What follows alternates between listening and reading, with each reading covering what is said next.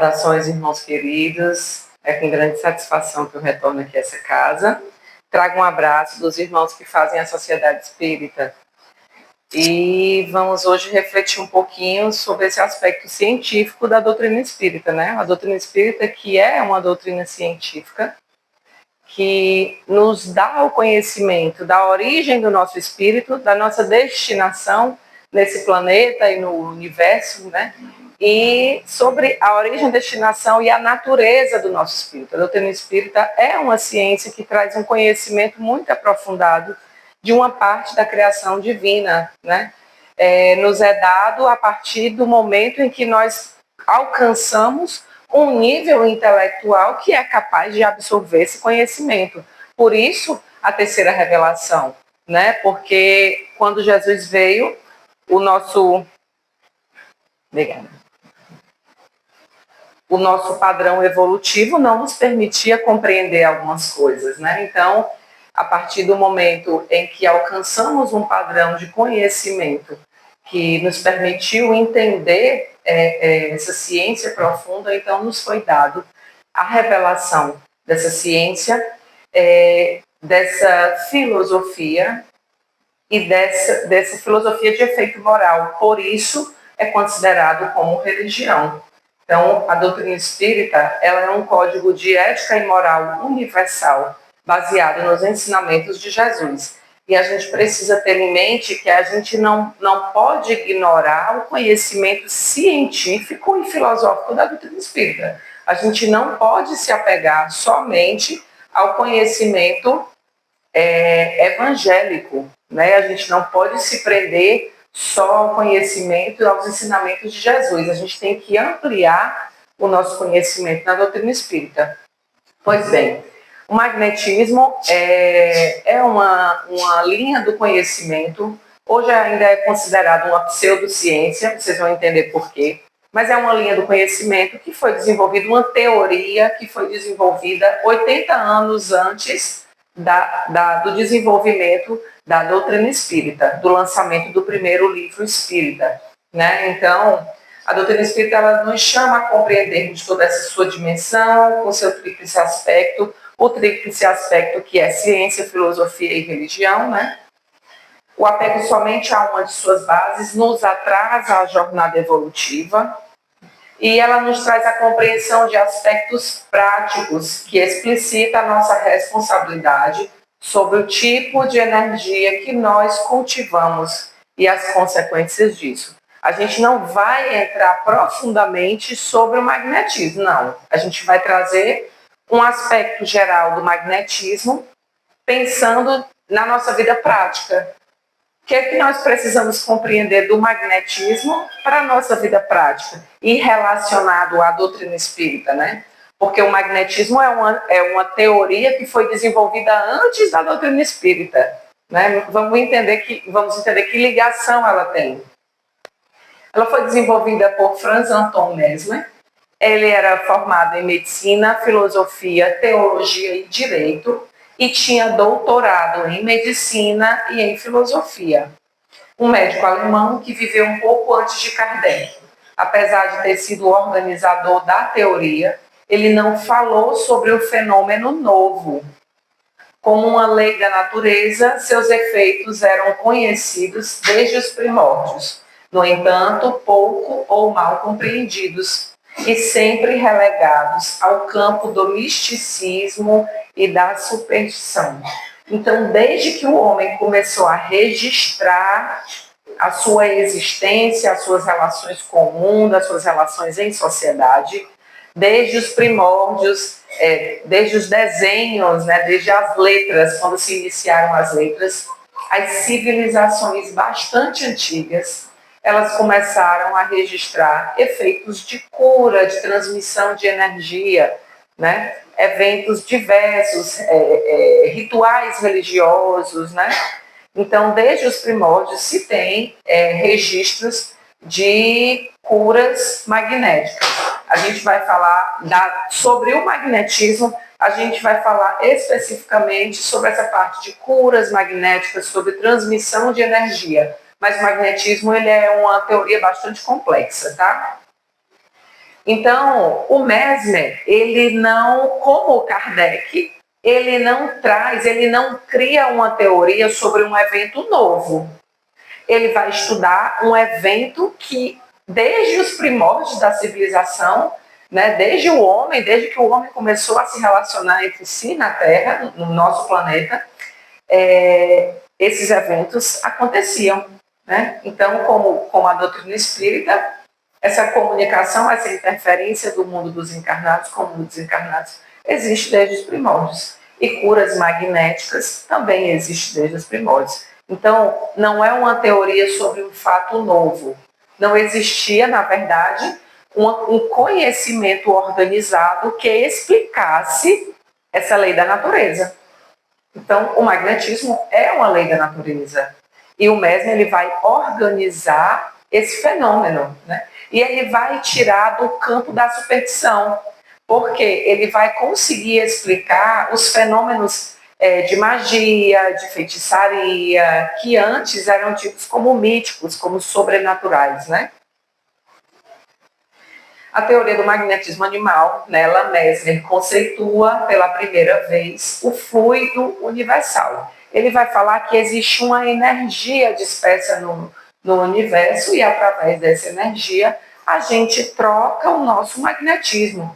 Né? Ele vai falar um fluido universalmente difundido que poderia ser transmitido entre os seres humanos, principalmente com propósitos terapêuticos, mas não somente.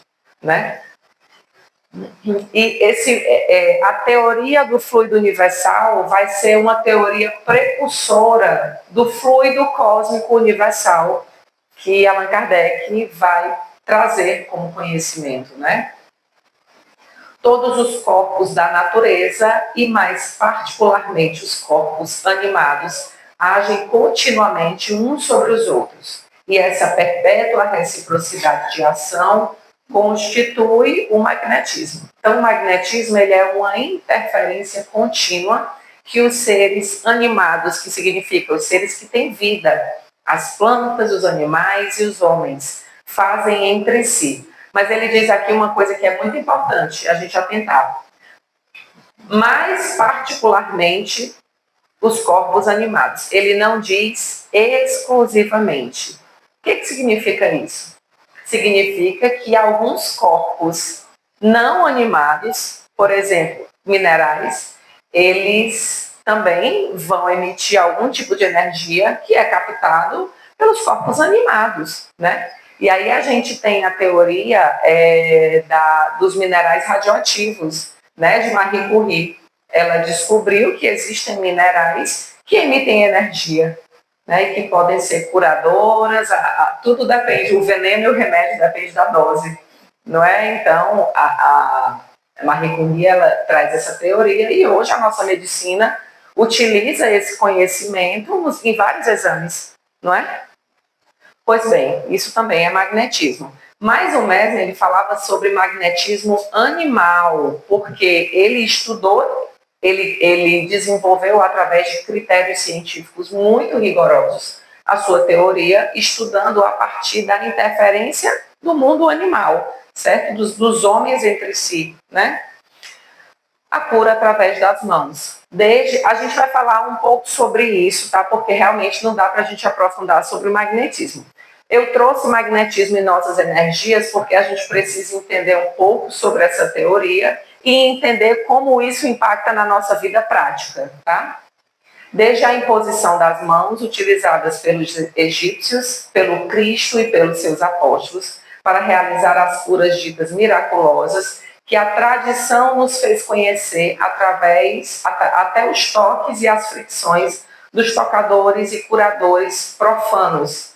Sempre é a mão que age. Heitor do Vaio, em Teorias e Procedimentos Magnéticos. Então, aqui ele fala, sempre é a mão que age.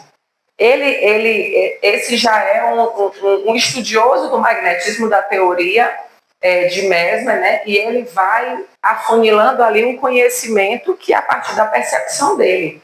Mas aqui ele está se limitando, porque não é sempre através das mãos. A gente vai entender aqui. Jesus, ele curou o filho de um soldado romano só pelo pensamento.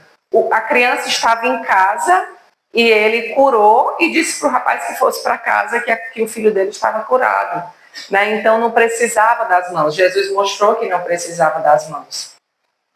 No entanto, a gente tem a necessidade de um direcionamento dessas energias. Então a gente impõe a mão para tentar, na nossa consciência, direcionar essa energia de maneira intencional, porque às vezes a gente não consegue coordenar bem o pensamento, né? Então, quando a gente direciona as energias, a gente consegue manipular melhor o nosso pensamento, mas um passe ele pode ser dado só pelo pensamento também, se o passista souber direcionar bem as suas energias, né? Isso aqui é um registro bastante antigo, né? Aqui é um registro também artístico, mostrando que civilizações africanas muito antigas também realizavam curas pelas mãos. Um papiro descoberto nas minas de Tebas contém essas palavras: coloca a mão sobre o doente para acalmar a dor e diz à dor que pare. Em Teorias e Procedimentos Magnéticos, também do Heitor do Weil. Muitas civilizações antigas deixaram registros. Né? Os magos nas caldeias, os brahmanes na Índia, né? Na Índia antiga, os brahmanes e os magos na caldeia, eles curavam só com a aplicação do olhar. Né? Então já era uma técnica bastante desenvolvida. Só com a aplicação do olhar, eles curavam, emitiam energias magnéticas curadoras. A civilização romana, nos primórdios da civilização romana, também tem registrado operações magnéticas para o restabelecimento da saúde. Então, essa aplicação de energia com a intenção e com a vontade de restabelecer a saúde das pessoas, ela é aplicada de maneira consciente há muito tempo. Claro que inicialmente, nos primórdios das civilizações, isso foi sendo desenvolvido de maneira instintiva, não teorizada, né? Mas depois de muitos anos, as civilizações foram organizando e percebendo que existia uma forma de emitir energia que seria possível de curar. Então, as civilizações elas vão se organizando. E são civilizações que não tiveram cruzamento umas com as outras. Civilizações que cresceram, tiveram seu apogeu e foram destruídas. Outras em outros lugares, sem o cruzamento de ideias umas com as outras, né? O compartilhamento de ideias. Então, são civilizações em lugares isolados do mundo que tiveram seu desenvolvimento, seu apogeu, e algumas também já se foram, mas que deixaram registros históricos de curas magnéticas. A cura através das mãos ainda, desde os mais antigos registros feitos pela antropologia e sociologia, são acusados comportamentos humanos indicativos da utilização do magnetismo como método de cura espiritual, como fortalecimento dos potenciais orgânicos e fisiológicos. Então, algumas sociedades utilizavam as mãos, outras só com o olhar, outras só com o pensamento, né? Mas muitas desenvolveram essa prática. Na nossa cultura local, a gente não precisa ir lá nos egípcios, nem nos romanos e nem na Índia. A nossa cultura local, né, que muitos isolados que não tiveram cruzamento com essas civilizações antigas. A gente tem registros que ainda recentes, né, de pessoas curandeiras. Eu acho que muitos aqui já foram num curandeiro. Né? Eu tenho na minha família, minha avó, ela nunca praticou muito, mas o pai dela era um famoso curandeiro no interior do Ceará. O irmão da minha avó também morreu há 2 anos, mas era um famoso curandeiro.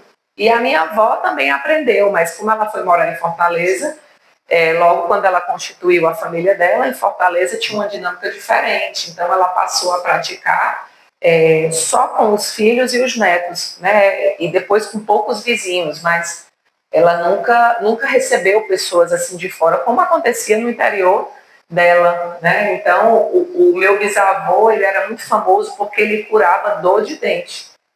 Se a gente for olhar hoje, um dentista vai dizer que é impossível curar dor de dente, né? Com passe magnético.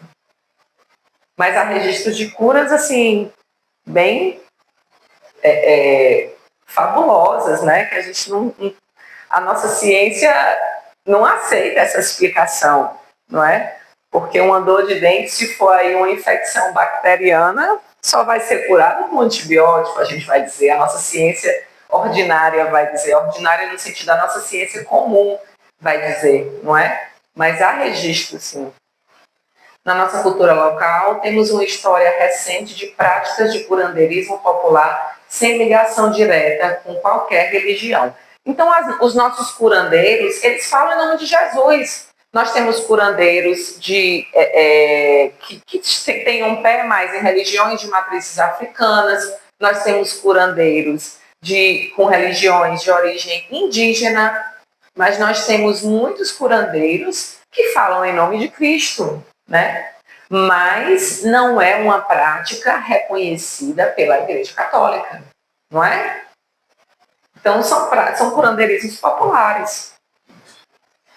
Pois bem, vamos ligar agora à doutrina espírita. Com o advento da doutrina espírita, através de um exímio estudioso do magnetismo, foi possível perceber a ligação intrínseca entre as duas teorias. O espiritismo e o magnetismo são uma só ciência, disse Allan Kardec. Allan Kardec, ele era um profundo estudioso, na verdade, estudante e estudioso sempre, né, porque ele sabia que a gente tem sempre que ser um estudante na vida, e ele era um profundo conhecedor da teoria magnética. Tanto que ele foi assistir um evento das mesas girantes, porque um companheiro seu, estudante também do magnetismo, disse a ele: olha, é um evento magnético, do magnetismo, né, da teoria magnética, vamos lá ver. Ele foi achando que só a teoria do Mesmer ia explicar. Só que a teoria do Mesmer dizia que o que anima os corpos é a energia humana, né? E quando ele chegou lá, ele entendeu, não, aqui não é um humano, essa mesa, ela responde conscientemente mecanismos, respostas ali, como se tivesse uma inteligência nela, e mesa não tem inteligência. A teoria do Mesmer não conseguia explicar aquilo. E aí ele vai fazer todo o seu processo de investigação. Primeiro ele nega, não é magnetismo. Depois ele vai fazer aquele profundo estudo dele, e quando ele conclui o primeiro livro, ele vai dizer o quê? Exatamente isso aqui, o espiritismo e o magnetismo são uma só ciência. Allan Kardec, ele vai falar sobre o magnetismo mais de 300 vezes em seus livros. Ele vai explicar fenômenos, situações e eventos espíritas através do magnetismo.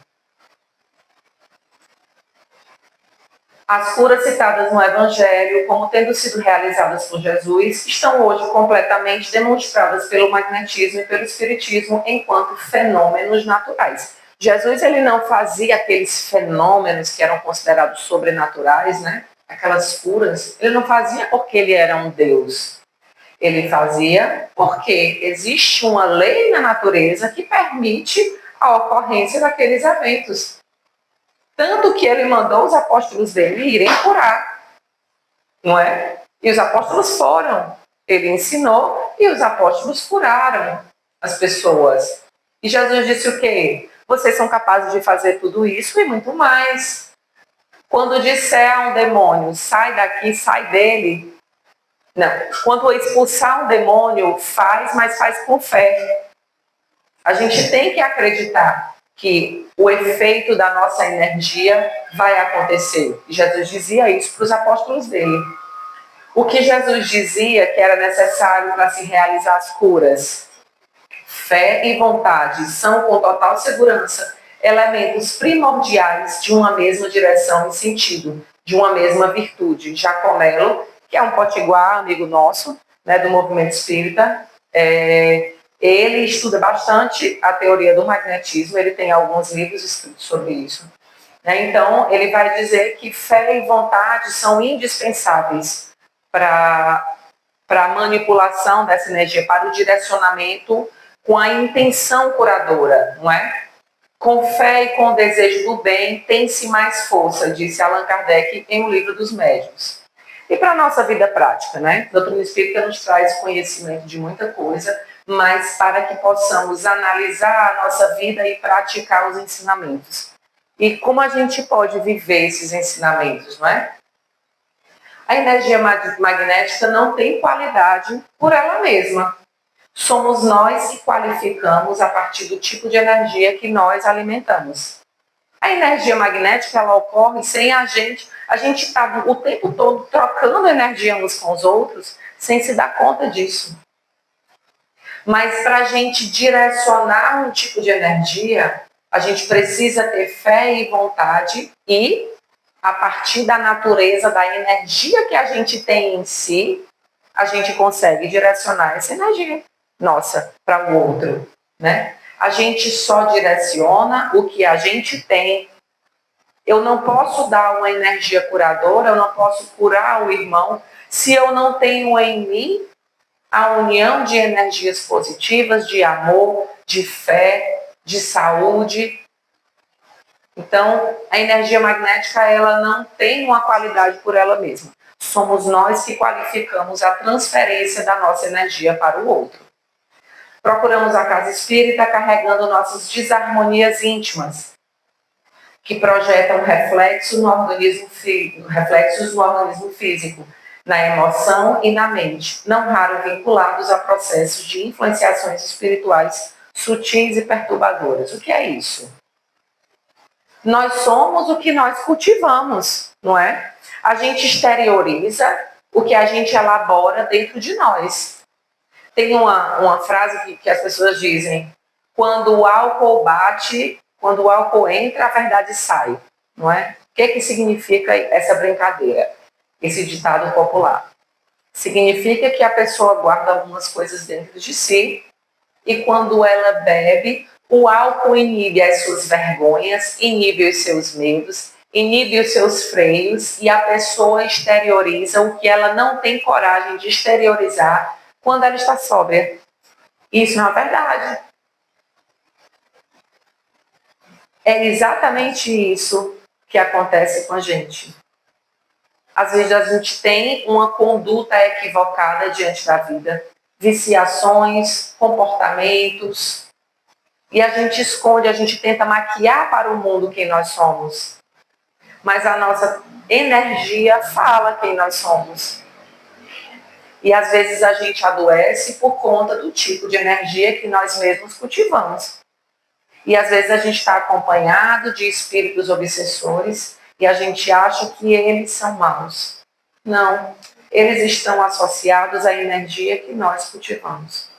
Se a gente quiser dissociar deles, se a gente quiser que eles se afastem de nós, a gente precisa cortar o laço que nos une, a energia que nós cultivamos. O passe, pois bem, deve-se receber as energias salutares do passe e, em paralelo, desenvolver em si recursos morais e espirituais que auxiliem na vibração magnética recebida. Na ação do passe, o receptor tem sua parcela de responsabilidade no alcance do equilíbrio energético e na sua manutenção. Como é que é isso aqui? Eu estou ruim, eu estou meio adoecida, estou meio mal, acho que tem uns obsessores aqui me acompanhando. Eu vou para o centro espírita, tomo um passe, dou uma melhorada. Quando eu chego em casa, no outro dia, eu volto a cultivar os mesmos pensamentos, eu volto a ter a mesma conduta. O que acontece? Piora de novo. O passe funciona? Funciona.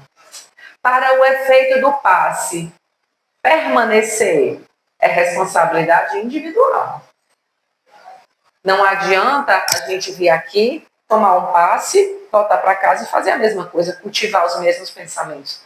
É por isso que o passe se dá depois do Evangelho. Você quer a energia curadora? Mas vem ouvir o Evangelho. Porque a energia curadora, ela só é possível de ser alcançada se a gente mudar as nossas energias dentro de nós. Não é? Então, a gente precisa ter a consciência disso. É como uma alergia. Você é alérgico a camarão, mas você adora camarão. Aí você vai, come, passa mal, toma o remédio, melhora ali.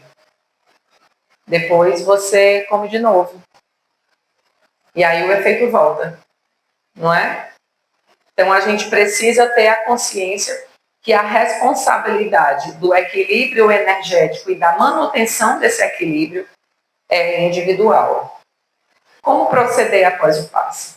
Não se expor a situações de energias danosas, isso que é muito importante a gente ter em mente que se expor a energias danosas, o que é isso? Não vou para uma festa, não vou para um ambiente que seja muito pesado. Deus está em todos os lugares? Deus está em todos os lugares. Deus está nos lugares que a gente pensa que são mais trevosos, Deus está.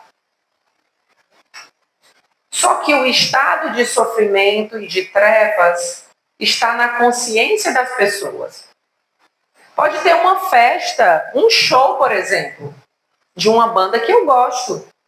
E a minha religião vai dizer que aquilo ali é coisa do mundo, é coisa do diabo. Eu posso ir, ouvir a música que eu gosto, estar com a minha energia equilibrada e voltar para casa bem.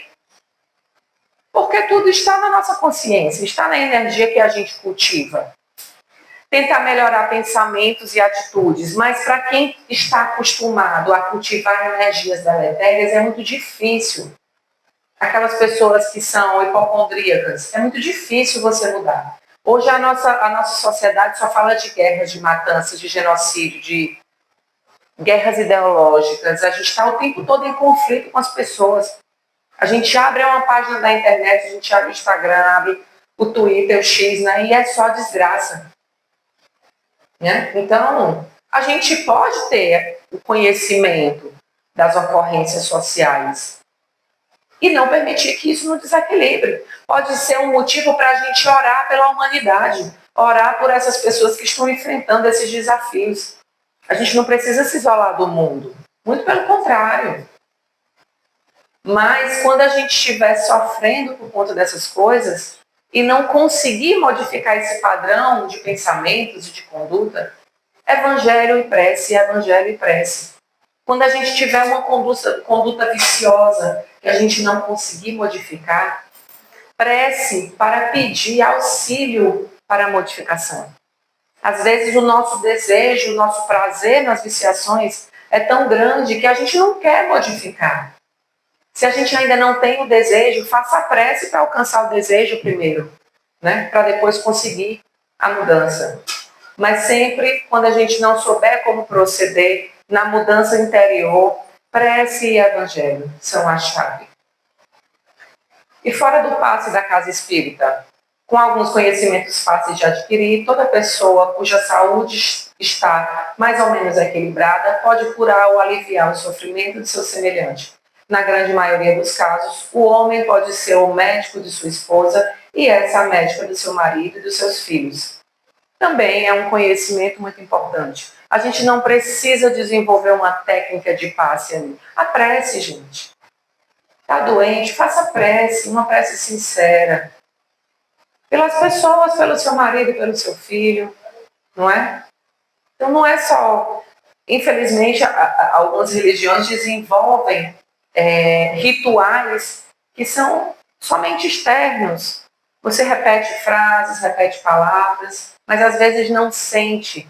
Lembrar sempre da fé e da vontade de emitir essa energia curadora. Né? Então, sempre que a gente orar pela saúde de alguém, pela nossa saúde, pelo nosso equilíbrio, direcionar sempre um desejo forte, uma fé forte. Quem primeiro se beneficia é quem se doa ao trabalho do amor. Para emitir energias curadoras de amor e de paz, é indispensável elaborar esses sentimentos em si.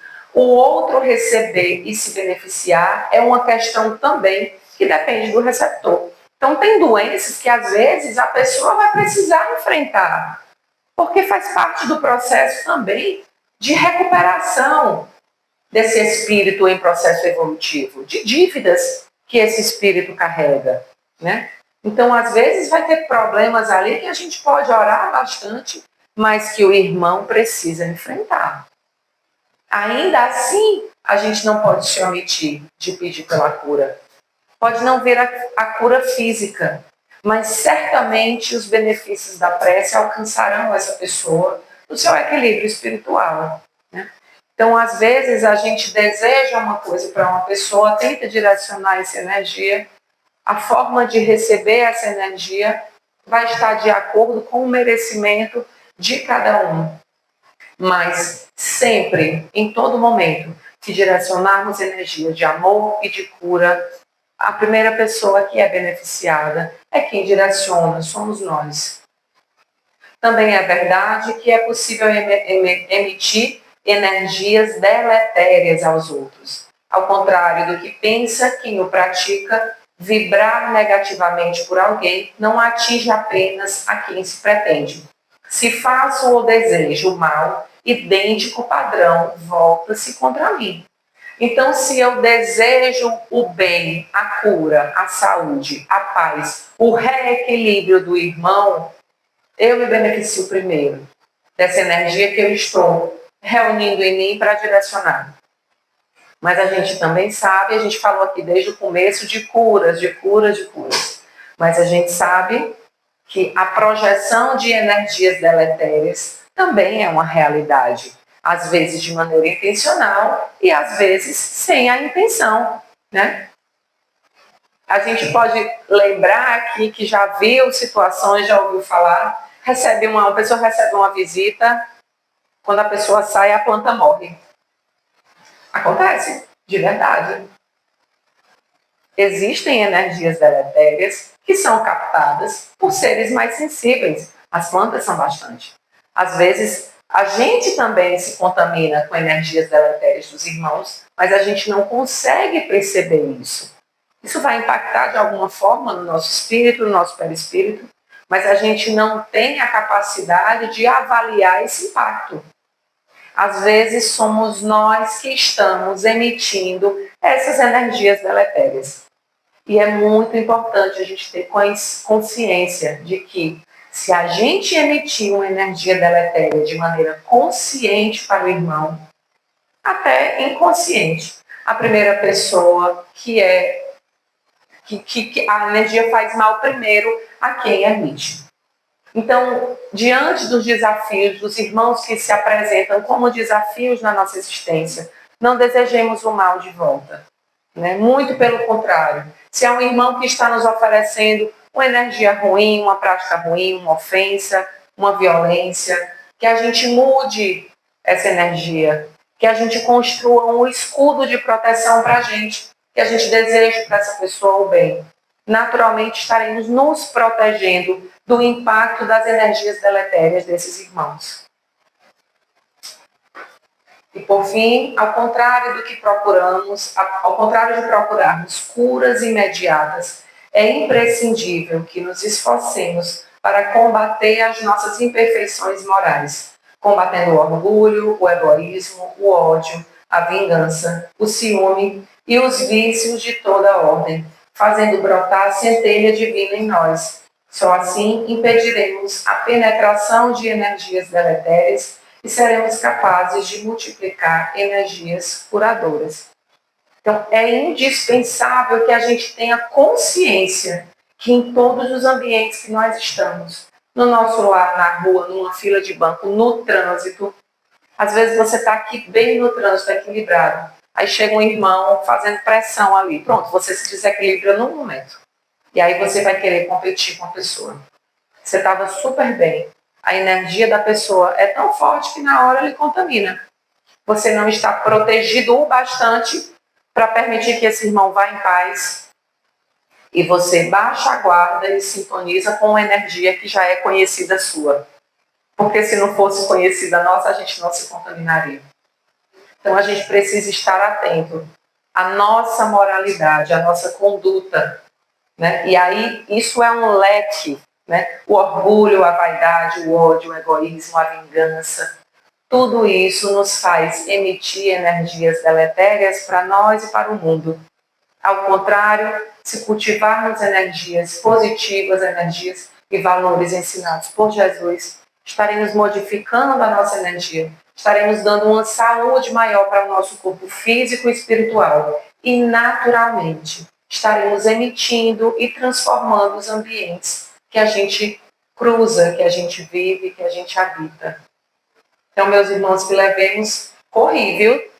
Passei assim voando, viu, Rebouças? Pode passar aí da sua hora. Mas que a gente possa levar a necessidade dessa modificação, desse conhecimento e, sobretudo, de compreendermos que a doutrina espírita nos traz um conhecimento muito aprofundado sobre diversas coisas. E a gente precisa ir em busca desse conhecimento para a evolução do nosso espírito. Muita paz a todos.